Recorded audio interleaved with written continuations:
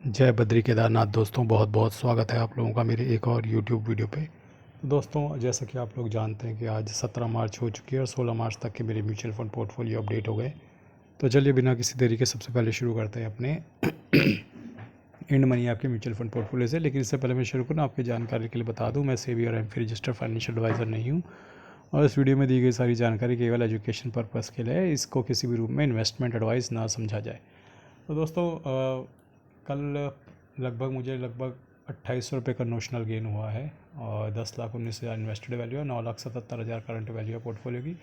Park 1,000 रुपये का gain देखे गया है और अभी भी ½% के नुकसान में। निपॉन लार्ज कैप 1,000 रुपये का गेन देखे गया है 2% के नुकसान में।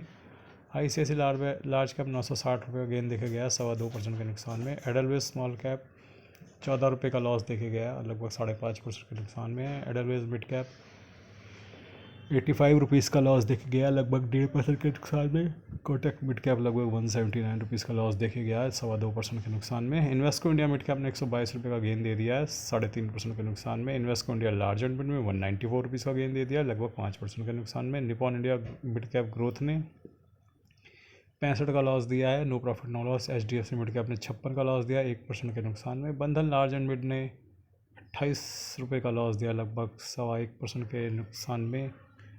बैंक ऑफ इंडिया कैप ने 25 रुपये का गेन दिया लगभग 6% के नुकसान में। कोटक स्मॉल कैप ने लगभग 72 रुपये का गेन लॉस दिया लगभग 8.25% के नुकसान में। HSBC स्मॉल कैप ने 42 रुपये का लॉस दिया लगभग 9.25% के नुकसान में। कैनरा बेको स्मॉल कैप ने 73 रुपये का लॉस दिया लगभग 6.5% के नुकसान में। मोतीलाल ओसवाल मिड कैप ने 178 रुपये का गेन दिया है लगभग 14% के नुकसान में। तो मोतीलाल ओसवाल मिड कैप कल कैसे चल रहा था, तो मे भी कुछ हुआ होगा। निपॉन इंडिया स्मॉल कैप ने 14 रुपये का लॉस दिया लगभग 5.5% के नुकसान में। JM फ्लेक्सी कैप ने 102 रुपये का गेन दिया लगभग 7% के नुकसान में। SBI स्मॉल कैप ने 23 रुपये का लॉस दिया लगभग 7% के नुकसान में। टाटा स्मॉल कैप ने 222 रुपये का लॉस दिया लगभग 15% के नुकसान में। जियो ब्लैक रॉक ने 81 रुपीज़ का गेन दिया 7% के नुकसान में। DSP मल्टीसेट ने 23 रुपये का लॉस दिया 2% के नुकसान में। ICICI लार्ज एंड मिड ने 10 रुपये का गेन दिया 6% के नुकसान में। इन्वेस्को इंडिया स्मॉल कैप ने 6 रुपये का गेन दिया लगभग 4% के नुकसान में। कौन कौन सी SIP आज मेरी कटी है एक बार देख लेते हैं। एडलवेज स्मॉल कैप कटी है, बस एक ही SIP आज मेरी कटी है। बाय किया है lump sum Invesco India small cap, DSP multi asset, Invesco India large and mid, Invesco India mid, Edelweiss mid cap, Edelweiss small cap, ICICI large cap, Nippon mid cap. ये 8 फंड मैंने आज additional bye किए हैं एक top up डाल के। आइए चलते हैं अब अपने ग्रो ऐप के म्यूचुअल फंड पोर्टफोलियो तक। ग्रो ऐप के म्यूचुअल फंड पोर्टफोलियो पे लगभग 3900 रुपये का नोशनल गेन हुआ है। Invested is 27,03,390, current is 25,01,705। और एक बार मैं डे रिटर्न फिल्टर कर देता हूँ डे चेंज वाइज। तो आप देखो इसमें निपॉन लार्ज कैप सबसे ऊपर आपको नज़र आ रहा है। HDFC large, HDFC flexi, Motilal Oswal mid cap, Parag Parikh flexi cap, Quant large and mid, Invesco India large and mid, Quant mid cap, HSBC large and mid cap, Quant small cap.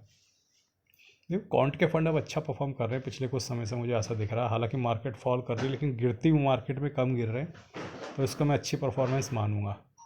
तो अब इस तरीके से आप देख सकते हो यहाँ पे धीरे धीरे मैं स्क्रॉल कर रहा हूँ ताकि आप देख सकें। तो ये तो रही स्थिति मेरे ग्रो ऐप के म्यूचुअल फंड पोर्टफोलियो की। अब आ जाते हैं अपने ETF के पोर्टफोलियो पे, जिसमें मैं अपना स्विंग ट्रेडिंग वगैरह करता हूँ।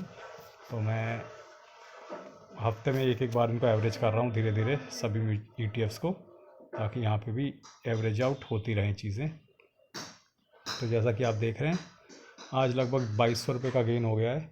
तो मोतीलाल ओसवाल हेल्थ में 48 का गेन, शरिया वीज में 13 का लॉस, FMCG में 190 का लॉस, E-मल्टी MQ ETF में 2666 का गेन, स्मॉल कैप में 150 का गेन, रियल्टी ETF में 710 रुपये का गेन, एयरकॉन में 33 रुपये का गेन, टॉप 10 ऐड ETF में 200 रुपये का गेन, जीनस पावर में 98, टाटा गोल्ड में 36 का। जिसको नहीं पता मैं टाटा गोल्ड ETF ले चुका हूँ। निफ्टी वीज में 128 का, Tata motor 460, bit small 189, Sensex 103, IndusInd bank 121 और रिलायंस 142। ओवरऑल ये पोर्टफोलियो 12% के नुकसान में आ गया। आइए देखते हैं कौन कौन से शेयर्स और ETF मुनाफे में हैं।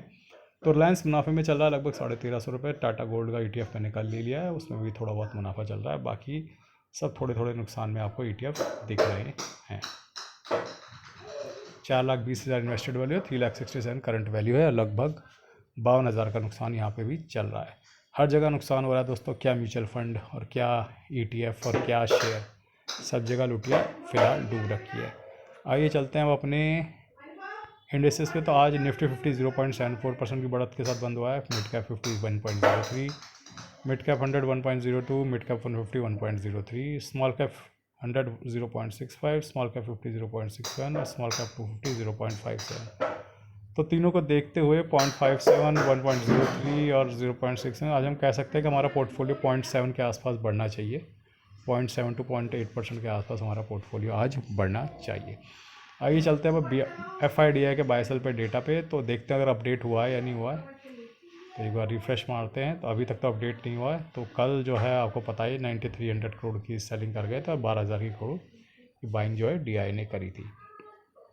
तो दोस्तों जैसा कि मैंने आपको अपनी स्ट्रेटेजी बता रखी थी, मैं अपनी स्ट्रेटेजी के अकॉर्डिंग ही काम कर रहा हूँ, ठीक है। सिस्टमेटिकली लमसम सिस्टमेटिक इन्वेस्टमेंट कर रहा हूँ। मेरे पास जितनी कैपिटल थी मैंने उसे इक्वल टुकड़ों पे बांट दिया है और हर दिन लगभग 4,000 रुपये का मैं निवेश करता जा रहा हूँ। तो निवेश को भी सिस्टमेटिकली बांट रखा है। तो आप देखोगे 2 लार्ज कैप हैं, निप्पॉन का, ICICI का, 2 मिड कैप हैं, एक एडलवेस का, एक इन्वेस्को का, 2 स्मॉल कैप हैं, एक एडलवेस का, एक इन्वेस्को का, एक मल्टी एसेट है और एक इन्वेस्को लार्ज एंड मिड है। तो मैंने बिल्कुल एक्यूरेटली उनको बांट दिया सबको और 500 रुपये का उनमें लमसम डालता रहता हूँ। तो 4,000 रुपये का लमसम मैं एक एडिशनल टॉपअप लमसम रोज़ डालता रहता हूँ। इससे ये होगा कि मैं सिस्टमेटिकली निवेश कर रहा हूँ। मार्केट अगर यहाँ से नीचे जाती है मेरे पास तब भी कैपिटल रहेगी, अगर यहाँ से मार्केट ऊपर जाती है तो मुझे ये संतोष रहेगा कि मैंने अपनी कुछ कैपिटल तो डिप्लॉय कर ली। तो इस वक्त जो लोग ये सोच रहे हैं कि मार्केट यहाँ से 22,000 जाएगी, 21 जाएगी, देखो दोस्तों अगर यहाँ से माहौल एकदम सुधर गया, ठीक है, यू नेवर नो यही बॉटम हो। और अगर माहौल नहीं सुधरा तो 22,000 भी आने के लिए पूरे तैयार है। तो अब कभी भी मार्केट में श्योरिटी नहीं होती कि मार्केट कहाँ तक जाएगा। जब मार्केट नीचे जाने लगती है तो नेगेटिव न्यूज़ आने लगती है, जब मार्केट ऊपर जाने लगती है तो पॉजिटिव न्यूज़ आने लगती है। तो ये बहुत थिन लाइन होती है इसके बीच में कि कहाँ तक जाएगा, कोई प्रेडिक्ट नहीं कर सका आज तक। तो इसमें सिस्टमेटिक लमसम इन्वेस्टमेंट ही एक सही तरीका होता है जो मैं करता हूँ और मैंने आपको बता भी रखा कि ये मेरी इन्वेस्टमेंट स्ट्रेटेजी है। आपको करना है नहीं करना, आप अपने फाइनेंशियल एडवाइज़र की सलाह ले सकते हैं। आज के लिए बस इतना ही। बाकी मैंने अपने फ्लिपकार्ट के कुछ लिंक्स दे रखे हैं इस वीडियो पे। अगर आपने मोबाइल स्क्रीन पे टैप करेंगे तो लेफ्ट साइड बॉटम पे आपको व्यू कोड कुछ दिखेगा, उसके अंदर जाकर आप फ्लिपकार्ट से कुछ भी शॉपिंग कर सकते हैं। जब भी आप ऐसा करेंगे आपके भाई को उससे थोड़ा बहुत कमीशन मिलेगा। आज के लिए बस इतना ही। धन्यवाद। बाय। जय बद्री केदार।